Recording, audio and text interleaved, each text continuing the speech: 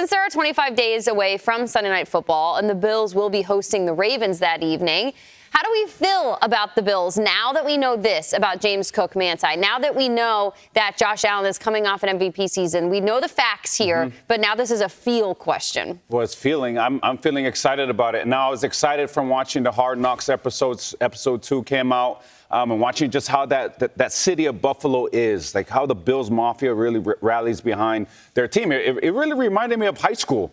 You know, it's a real small town feel. Everybody knows everybody, but to see the support that they've had for their players, but they're also players from other teams. You know that they've donated to so many players like Tyler Boyd and that team for beating the Ravens and allowing them to go into the playoffs. Then they donate to Tua last year. They donated to a whole bunch of Lamar Jackson when he sprained his ankle in the divisional playoff game, which the Bills won and beat the Ravens. They go in and donate to his favorite charity. So I look at the Bills Mafia, and I'm not even part of the Bills Mafia, and I'm excited for them. I want the best for them. I hope that they're able to finish the job this year, and it's looking very promising when you have the reigning MVP, when you have somebody that throws the ball well, that runs the ball well, that commands the offense. And one of the things I love about Hard Knocks is you get a glimpse inside the player, inside the locker room, inside the dorms that they stay at. And I've learned a lot about that team, and it's a team that's filled with resilient players and resilient coaches. I didn't know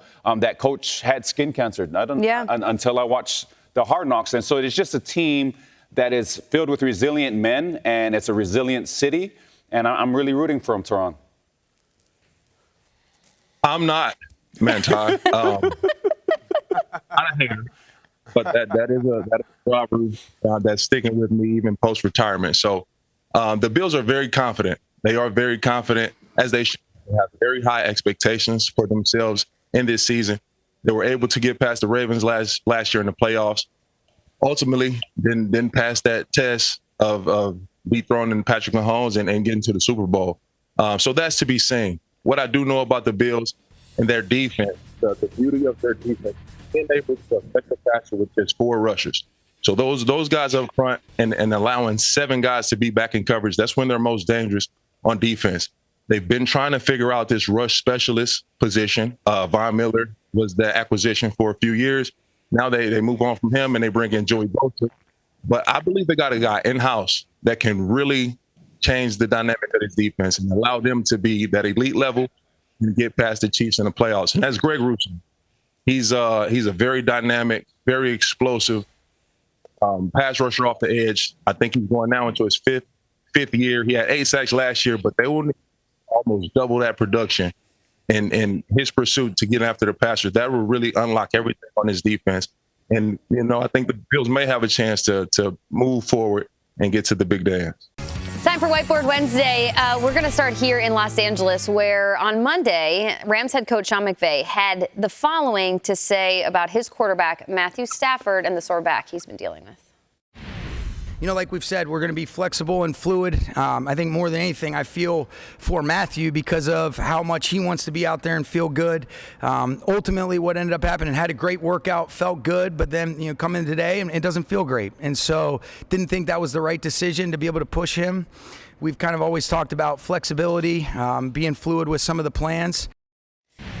Kyle Brandt said on Monday that flexible and fluid, not the words or adjectives you want to hear when it comes to a quarterback like Stafford. Other words that we don't like to hear is that Kyle Brandt is probable to participate in this segment. However, his handwriting will be questionable. So while we are all monitoring teams as we approach prediction week, we have to start discussing teams that may or may not be in the field of 14. Now, Teron Armstead, new to the media, recently retired, a legendary career. This is it, man. You got to start picking teams, and you got to stand by it.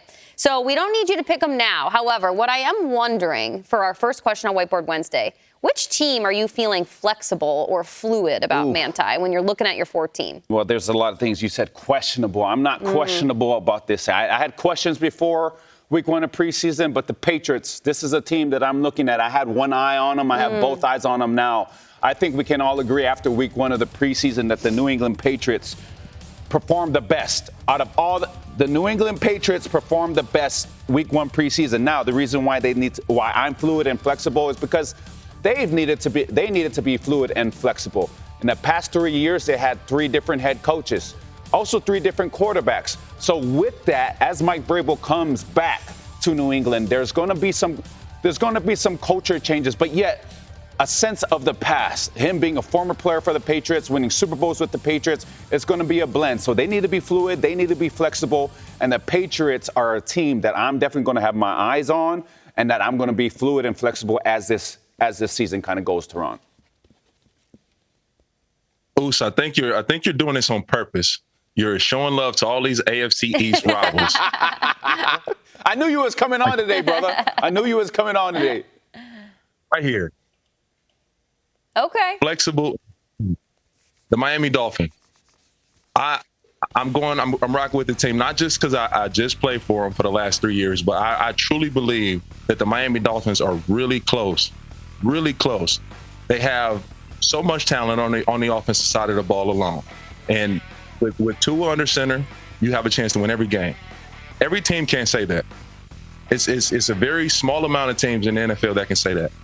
So with all his weapons, Tyreek Hill, Jalen Waddle, it's just and with the addition of Darren Waller, he adds an element, a red zone threat that Tua just hasn't had throughout his career. That really unlocks the offense to me. I'm excited for the 25 Miami Dolphins campaign. Teron's so excited he just froze. Like, it's incredible. Sometimes you get so emotional, you just get captured there and you don't move. I get it. You're in a glass case of emotion. Is he frozen for you guys too, Jamie? You look shocked. Yeah. I'm pretending to be frozen.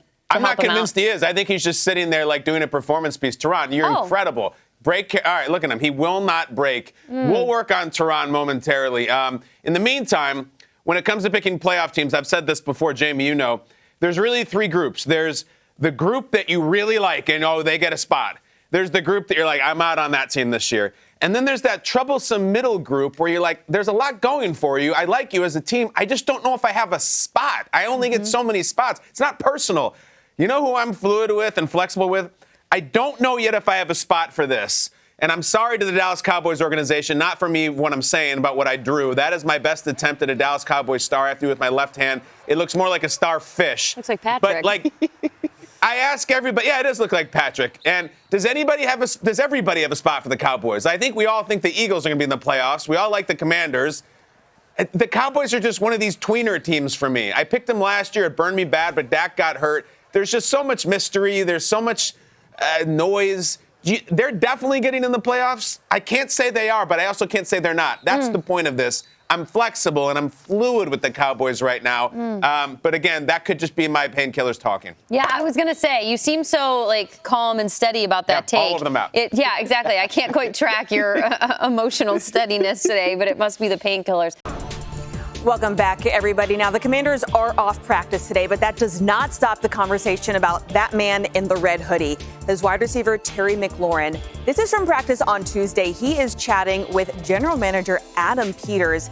Any lip readers? Jamie Manti, can you do that? I'm a body language expert, but not lip reading. I got to work on that. Yeah, we all need to, because for some reason we do not know, we don't know what they're saying. Because McLaurin is a hold-in as he looks for a new contract. We can hear from his head coach, Dan Quinn, on just the absence of his star wideout at practice. Look, you want everybody as the coach out on the field at every practice, every game. I also know that that's not reality either. And so I just try to make sure, man, just keep pouring into the guys, keep digging into it. But I know it is, part of our game where, you don't have everybody all the time. It does, in some ways, there's contingencies. How do you work? How do you feature guys? And so I was kind of referring to Debo, maybe getting more connection time to go. But as far as where I'm at, I also I'm aware things happen, and you adjust. And that's kind of what coaching is, and you don't have your full roster all the time. And we know just what a key element McLaurin is. He is turning 30 in about a month. He is entering that last year of his contract. So that could play a factor into why they are not extending McLaurin. I was talking with a reporter from The Athletic, Nikki Javala, yesterday, kind of getting a vibe check of how things are in Ashburn. And she says it's just a little weird and odd, right? McLaurin has just been such a centerpiece of this offense, and his presence is so felt. Manti, how do you feel like Washington would be able to move forward if they don't have a guy like McLaurin? Well, to start off our whole show, we talked about Josh Allen and his weapons, or his lack of weapons. Commanders, just look at what we talked about. Look at what KB talked about when Josh Allen didn't have this guy and this guy and this guy. Like, if you take out Terry McLaurin from that offense, now Jaden Daniels doesn't have his main guy. Now Coach DQ is talking about putting Debo in those different situations. Debo can do that, but Debo's a certain type of weapon. You know, Terry McLaurin is a totally different guy. He's a guy that can run all the routes. He can do everything you want him to do. So listen to Dan Quinn talk, and he says, you know, we're used to not having our roster, our full roster. What that tells me is Terry McLaurin is such a big part of that team that even for Dan Quinn talking about him, he's like, man, we're not at full health. We're not at full strength yet. And so I'm hoping that they get to full strength soon because they're going to need Terry McLaurin so that Jaden Daniels can do what he does.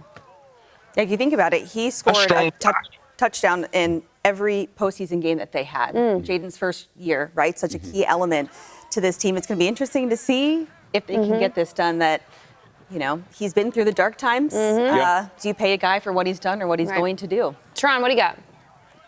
I strongly believe this gets done. I believe this deal gets done. I think right now they're at the final stages of figuring out some language, like we just seen with James Cook in Buffalo. The beauty of having a quarterback on his rookie deal is you get to bring in assets. You get to trade for a Laramie Tunsil. You get to trade for a Marshawn Lattimore because you're not paying your quarterback $50, $60 million. So right now, it's the perfect time. I think this deal gets done, and for the Commanders to move forward, in my opinion, they need Terry McLaurin. Listen, Terry McLaurin's biggest weapon in this whole negotiation is Jaden Daniels. And if I'm his representation, I'm just going to the Commanders every single day saying, Jaden Daniels, Jaden Daniels, Jaden Daniels. You want to jeopardize him. Don't take away his best receiver. Don't take away the guy he's most confident throwing to. It's hard to imagine we sit down here and do a show and Rap Sheet and Pelissero and Garofolo are tweeting that the Commanders have traded Terry. I don't think it's going to happen. I tend to be more optimistic that this will get done. But the number one thing he has to say is not how good he is or not how much he's meant to the organization. It's don't mess with Jaden. He's everything, and I'm everything to him. So pay me. That's probably what they're saying. Is what they should say. Why do you think this time will work in New York for Justin Fields and this team, this head coach, when it didn't pan out that way in Chicago or Pittsburgh, Manti? Well, to Aaron Glenn's point, Jamie, he's the only quarterback since 1950 to get better and better as far as completions, as far as touchdowns, as far as all the things that we use to measure a quarterback's performance. Now, let's go back through his years in the NFL. We're not even going to talk about Pittsburgh because Pittsburgh, he was an insurance plan for Russell Wilson. So let's go back to Chicago. While in Chicago from 2021 to 2022, his number one target, guys, was Darnell Mooney and Cole Kmet. That's who he had. I know we talked about in the last hour Josh Allen and all but come on. Justin Fields had Darnell Mooney and Cole Kmet. In 2023, they signed DJ Moore, and he has his best year. Then they trade him away. We talk a lot about Drake May, and we talk a lot about his promise and how we're excited we are for him. Drake May had Hunter Henry last year and Pop Douglas. Justin Fields has had that type of setup his whole career, guys. And not to mention with the Jets, when you get signed on the first day of free agency, they got a plan for you. You don't sign somebody the first day if you don't have a plan. When the Jets looked at their roster, they said the answer to our problems is Justin Fields. They got a plan, and that's why he's going to be successful. Not to mention he has a really good running game with Breece Hall and Braylon Allen. He has his former teammate in Garrett Wilson, who is one of the best receivers in the NFL right now, and he has a really good offense. So I think that how he's set up with the best weapons in his entire career. He's set up in the best situation, a situation that wants him to be in that situation. So I think Justin Fields is slated and prepared to have a good 2025 season. Manti, I definitely agree. I definitely agree. And I will talk about his time in Pittsburgh because in that year span, Justin Fields got a chance to see what winning football looks like. He got a chance to see what professionalism looked like. He had a chance to see what proper preparation looked like. And the leadership of Mike Tomlin being behind Russell Wilson, even though he only played 6 games, there were 6. It was different. All 6 were different than his time in Chicago. And as Aaron Glenn is saying, he's mature now. He's a professional. What I'm seeing in these clips and just the few preseason clips that we saw, Justin Fields, his eyes are down the field. He's not staring at the rushes, just looking for an escape route, looking to run every time he touches the ball. His eyes are down the field. He's going through his progressions. And his situation is much better. Like you say, the weapons that they have, the defense that they have, he's going to have more opportunities. Those guys are going to get the ball back to give the offense more opportunities, more possessions, and points allowed too as well on that defense. He's not having to overcome 30 point. He don't have to score 30 points to win a game. It's going to be a defensive-led team. Justin Fields got to take care of the ball and score timely points. It's an odd thing, Justin Fields and Russell Wilson on the same practice field this week, Jets versus Giants, and they'll be in the same game field this weekend. It's just, let's just unpuzzle this thing. They were teammates last year in Pittsburgh. Now they're both in New York. And the guy that Justin Fields came in to replace in New York is now the quarterback back in Pittsburgh. Also, week one, that quarterback, Rodgers, comes back to New York to play Justin Fields as a member of the Steelers. Now the field is a Jet. It's all over the place. It's very unusual. And I come back to the same question. How many games do you expect the Jets or Giants to win this weekend? If we have a fault as a show this time of year, it's just everybody's amazing. Everybody's going to be great. Everyone's going to make the playoffs. I don't know if the Jets are going to make the playoffs. They never do. Like, let's just put that out there. I know it's the new head coach and da-da-da-da-da-da. We've had this conversation many times. Many times. I don't know if they're going to make the playoffs. Justin Fields has way more questions than answers, guys. I've always liked him going back to Ohio State. He's very tough. He never says squat. He's a good leader. He's a very good runner. He's never won. Ever. His record as a starter is terrible. I'm sorry to be saying this, but let's keep it what it is. I know he's set up to win here, and he's got the defensive coach, and he's got his wide receiver from college and everything. He's got a lot to prove. A lot to prove. A lot more to prove than Russell Wilson, who has a lot to prove too. There's just a lot of questions. There's so many things to like about the Jets. The question is the quarterback. Last year, there were so many things to like about the Jets. The question was the quarterback. Last 20 years. So just forgive me. Like I feel like I've read this book before. And I'm rooting for them. There'd be nothing cooler than having a Jets team that all of a sudden just shocking everybody and they go 12-5 and they're the story of the year. A lot of questions to be asked. A lot of losses in the quarterback, albeit in not the best situations. But remember, that Steelers organization that we have so much confidence in and so much respect for had him out there last year winning games, having them on top of the win column, and they pulled him. And they pulled him out for Russell Wilson. So the Steelers saw something, or rather didn't see something in Justin Fields.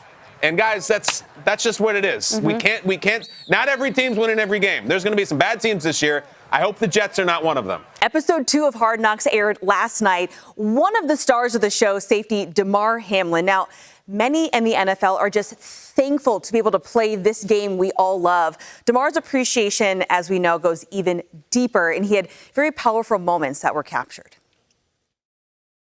We know this game is hard. This shit is hard, but you bring us a lot of amazing things from this game, and I'm just thankful to still be here.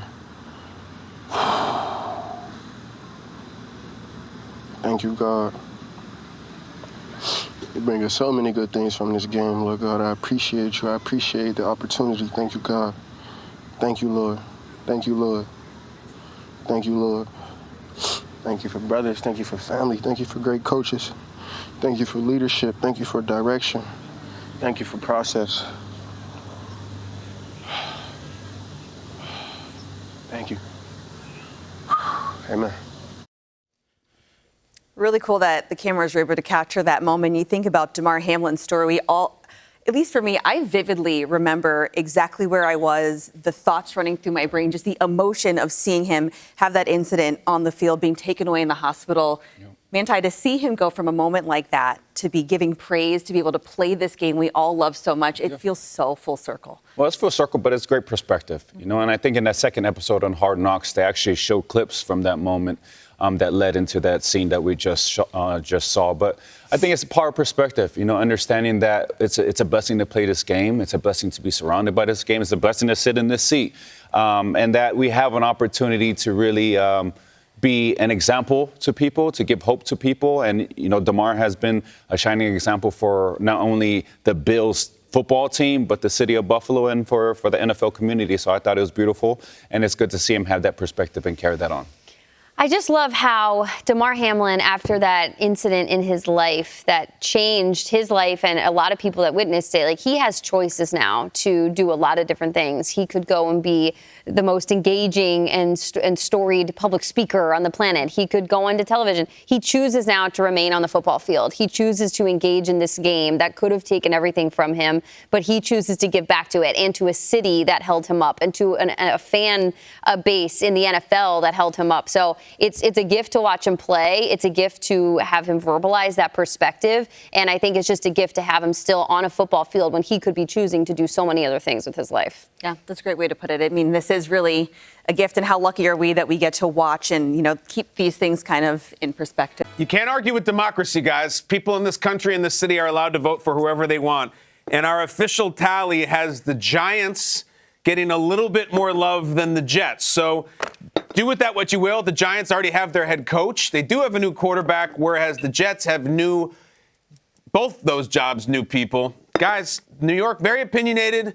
There's a lot of thoughts that, well, the Giants won because you did it in Manhattan. Come on down to North Jersey and we'll talk about the Giants. I totally get it. Maybe I'll go out to Long Island. Maybe we'll do a whole series of them. In the meantime, the Giants won just by a little bit. What do you think about the reactions, and what do you think about the question? Because it is a difficult one. I think it's brilliant. I'm envious, though, James, because of we can't do that here in L.A. Like, there's nobody outside. Like, I wish we could go out there with a megaphone and just shout, like, Jets or Giants or Chargers, Rams. Like, I wish we could just go out there to SoFi and do that, but I couldn't do that. But what an amazing job. I think there's so many different characters. I mean, you had a baby there at KB. You had guys that he just put a vote for a team. So I stand by what I say with the Jets. I think the Jets are gonna do well, and so that's my vote. So add one to the Jets for me. You almost had me with the redheaded paid actor Kyle when he was trying to denigrate Peter Schrager and promote you in his love affair for Kyle Brandt. However, when I saw that he was wearing a Seinfeld hat, then I knew that was a dead giveaway that you stopped that guy and gave him the script in order to perform for that. So I know exactly what you were doing there. Who was that guy? Jamie, you should see the director's cut of that piece. That guy went on and on. He went into every single person who's ever been on this show, who we liked, who we didn't like. There's half the stuff we can't even air. That guy was a huge Good Morning Football fan. I don't remember your name, but great dude. You can see how much I appreciate meeting you. Love you. Thank you very much. Teron, you're remotely joining us today. What did you think? And what do you think again? Jets or Giants? Who wins more games? I'm Jets still.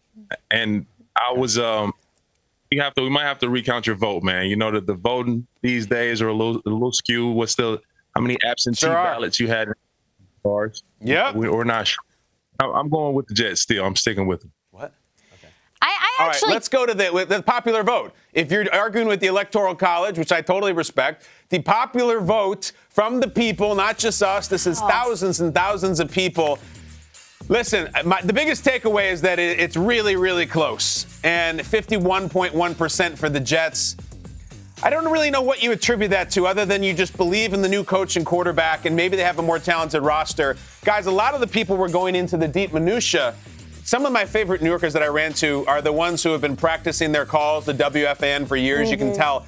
You want some people to volunteer something and have an opinion, but then there's certain people who have too many opinions. And one of those opinions, and the man on the street and woman on the street, is that the Giants' schedule is very difficult. So we had check the schedule guy. But then if you do, it is very challenging. And if you look at those schedule rankings, if you believe in those, I don't, the Giants is daunting. So we will see. That's all we can say in the month of August. It's we will see month in the National Football League. But New York likes the Jets just a little bit.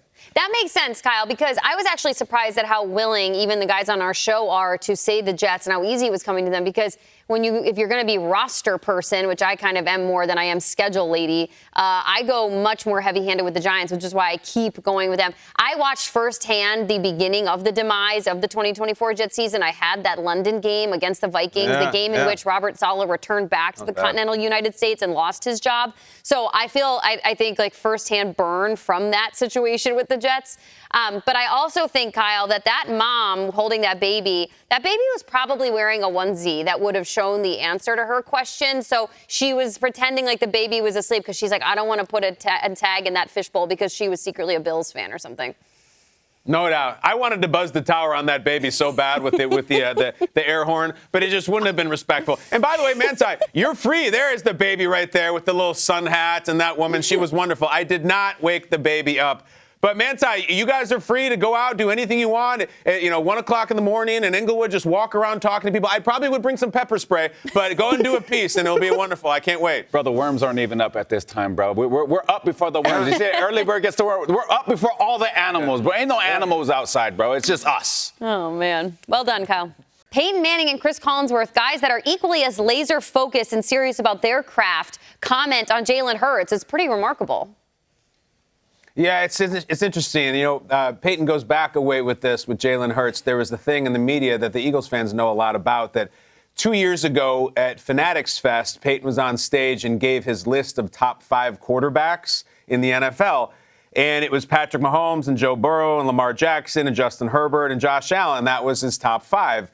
It was not Jaylen Hurts. And Jaylen Hurts, apparently, according to Peyton, then texted him about 20 minutes later and said, "Why didn't I make your list?" There's a whole back and forth for it. So I think Peyton likes how Jaylen Hurts respects him, likes how he defends himself and attacks and is there to speak up for himself and knows that he has the confidence to do that. So they've been down the road with this a little bit before, and I think it actually forged their relationship stronger.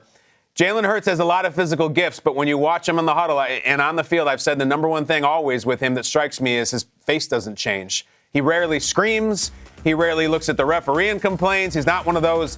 He just has this killer face all the time where it's like he's just good, bad, otherwise he's locked in. And in that town, with that media, with that team, and maybe that coach, I think it's absolutely perfect. There are guys who are more physically gifted, but I don't see anybody whose pulse doesn't bounce like Jaylen Hurts, and I think that's why where he is and why Peyton likes him. Yeah, KB, you said he's like that all the time. I think that's what's so interesting about this situation is you think that for somebody who's that intense and that serious that there's an off button, but the fact that Peyton just admitted that, no, he's like that.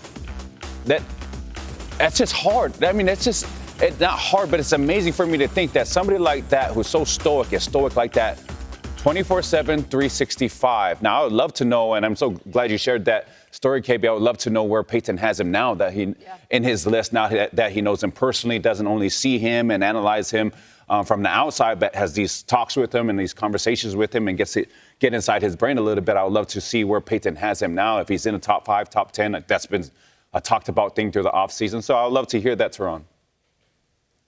I love this from Jaylen Hurts. I really do. He's a student of the game. He's a professional student, and he's always looking to improve and grow. It's so many nuances and details that you just can't get from a coach. It only can come from someone that played the position, that played the sport at a high level for a long time. So him picking the brain of maybe the most cerebral player in NFL history, it's incredible. In my experience, I did the same thing with Willie Rowe. He's a Hall of Fame tackle, played for the New Orleans Saints and Kansas City Chiefs. I would ask him questions about things that he saw and his responses to certain issues that come up and came up throughout my career. I love this from Jaylen Hurts, and there's no secret why he's on the trajectory that he's on. Yeah. And why not go 70? 70-yard kick. Listen, we're not joking. This kid can really drill the ball. Holy smokes. They got a shot. He just kicked a 70-yard field goal. Are you kidding me? Crazy. I've never seen that. The NFL record. That would be an NFL record. Into the first half. Holy smokes. That's unbelievable. It's incredible. For years and years in the NFL, 63 was the number. 63 was the longest field goal ever kicked for a while. Then it went to 66, and that was just, put that away. No one's ever going to beat that. And then this dude on the Jags in August in the preseason uncorks a 70-yard field goal, and we got him. Jags kicker Cam Little. What's up, bro? How you doing? Oh, yeah, Cam. It's good. How are you guys doing this morning? Y'all are fired up. I love that. Obviously, really excited. Yeah, dude, you're the man. You're the man. We got so many questions for you. So would you mind taking us back through the moment? And if you wouldn't mind, talk us through it from the down before to you on the sideline to coach sending you out to the kick to everything. Just tell us. Yeah, so I think that we had got the ball back with I think, 20-something seconds left in the second quarter. You know, we had to get, obviously, after the kickoff, we had to get about 20, 25 yards to be in where my field goal line was going to be. And so, you know, clock was running down. And I think we, you know, my special teams coordinator came up to me. He's like, obviously asking my line to see how far, you know, we had to get into field goal range. And, you know, we had that conversation. I think we threw a check down, and we got down with 1 second left. And obviously we had a timeout.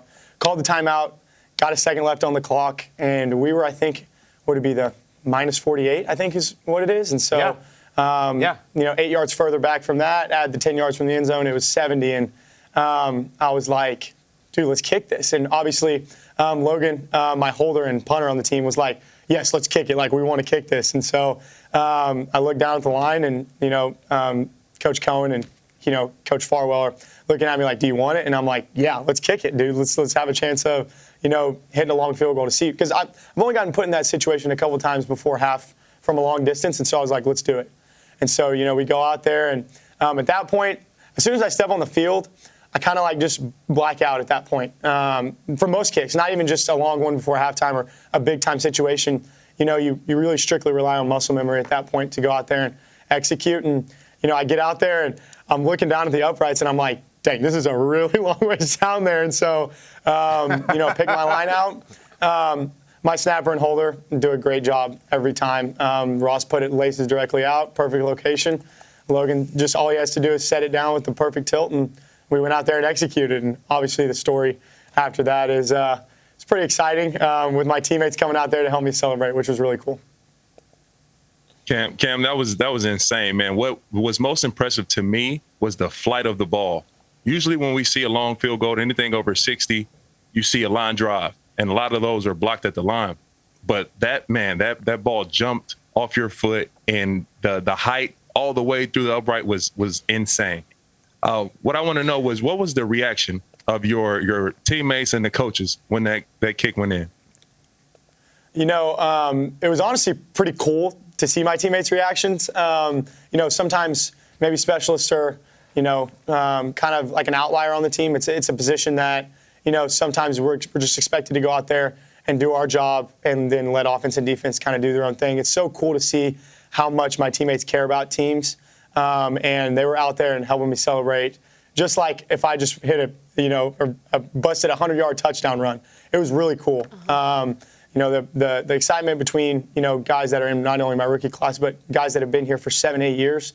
It was so cool to see them kind of rally around me, Ross, and Logan for something that we work really hard at to make sure that we go out there and do our job every time. So not only that, but also the staff was pretty excited for me. You can see some of the coaches coming out there celebrating with me. So it was honestly really cool, but not shocking to me at all, because I know how much, you know, the culture here around specialists and, you know, how tight-knit our team is. It was just, you know, kind of another day where we're all celebrating each other. Cam, what I love is that, you know, Kyle wanted the moments leading up to it. Specifically, the celebration was amazing to watch. But there's one individual who people have watched throughout his draft process and getting drafted and playing and practicing in Jacksonville, that he appears to have energy that is through the roof. But to see Travis Hunter as the second person to get to you and to celebrate with you, is that just totally parallel to his personality and as a teammate? Yeah, I think it's right on par with, you know, his personality all the time. He's a very team guy, brings a, you know, great piece to our culture. And, I mean, just to see him come out there as a second guy, to come out there and go up with me. He jumped a lot higher than me, yes, if you couldn't tell. But to see a guy like him, you know, come and bring the energy, bring the culture that he does, it's going to be very valuable to our team. And, you know, I think that just describes everyone on the team. And what we're trying to build here in Jacksonville is, you know, that tight-knit culture, regardless of position group, we're going to be a unit as one. So it was really cool to see. Well, Cam, you told us during commercial break that there's this new thing that you're able to do now with the NFL as a kicker with the ball. Could you explain a little bit or articulate a little bit what that new thing that we have in the NFL for kickers? Yeah, so I guess the real new rule is the prepping the ball before the game has changed a little bit. Used to, you would get the ball a certain allotted time before the game, a brand new football, so right out of the package, and your equipment staff or whoever was in charge of getting that football prepared and broken in before the game would have, I think it was like 2 or 3 hours before the game to prep it. And so you have to get that ball pretty beat up in the matter of 3 hours to get it, obviously ready to, kick and get ready for the game. And so the rules changed to where you can do it earlier in the week now. So you get the balls, 3 or 4 or 5 days before the game now to obviously get it more beat up, more broken in, to where, honestly, it'll probably impact, the game just a little bit to where you can obviously kick the ball further and maybe be a little more accurate with your kicks because obviously the ball is more broken in. I don't know if, many people have seen a brand new NFL, football. It's really pretty hard and, there's not much give to it. So when you get to, prep the ball for a little longer, that's going to obviously help a little bit, maybe with distance and just comfortability when you go out there with the ball. All right, Cam. So you had a high comfort level from 70 yards away. So this begs the question. You've already hit from 70. Moving forward, if the conditions are what they need to be and coach turns to you, can you hit from 71? Can you hit from 72? What is the number? I wish I could answer that question truthfully, but it's all a thing on, I guess, game day and what the conditions are. Are we kicking inside? Do we have the wind at our back? Is the wind in our face? What's the situation? So I think that's all up to Coach Cohen. If he thinks I can go out there and kick it, then by golly, throw me out there for it. That's what that's what I get paid to do, is to go out there and put the ball through the yellow things. So I think that's probably a situational and strategic thing to kind of go out there and figure out, if we need 3 points, send me out there and I'm supposed to go do my job. So that's how I kind of look at it. Is there a number that you would say, honestly, Coach, for the good of the team, I don't have this number. Like, I can't hit from there? Yeah, I would say probably, right around where we kicked it. I mean, it comes to a point where it's like, what's the risk reward here to get 3 points? If I miss it, obviously there's a chance of return. If I, miss it and we don't return it, well, they get the ball at the opposite side of the field. So there's definitely that factor that goes along with, the risk reward, I think. So, I mean, we're touching that range with 70 already. So I think that's probably about the range where we'd be like, all right, it's probably not a smart thing to do. All right, well, risk reward, let's be honest, preseason game, they matter, but they don't count. Let's go to week 1. You guys are home. You're in Duval County. You're against the Panthers. They're up 20-19. It's 3 seconds left on the clock, and Little gets sent out for a 70-yard field goal in a regulation game. Would Coach Cohen do it, and are you splitting the yellow things? I would expect maybe to be thrown out there for it, but that obviously, depends on the wind conditions. That's totally up to him. I wish I could give a direct answer there, but whatever he thinks is going to put our team in the best position to go out there and, whether that's a Hail Mary or the field goal, I know he's going to make the right decision. Smart man. Full confidence in whatever his plan is. Cam, you're a smart man, you're a great teammate, and you got an absolute nuke as a leg. It's an amazing thing that you made that. I don't care if it's a preseason, I don't care if it's a Super Bowl. I know it's not the last we have heard from you, and we're looking for exciting things from the Jags this year, dude. You're the people's kicker now. We love you, Cam. You're Little. awesome, Cam. You're the best, bro. I appreciate you guys. Thank you guys so much. Gets paid to put the ball through the yellow thing. The brown thing to the yellow thing. Good luck playing on the green thing.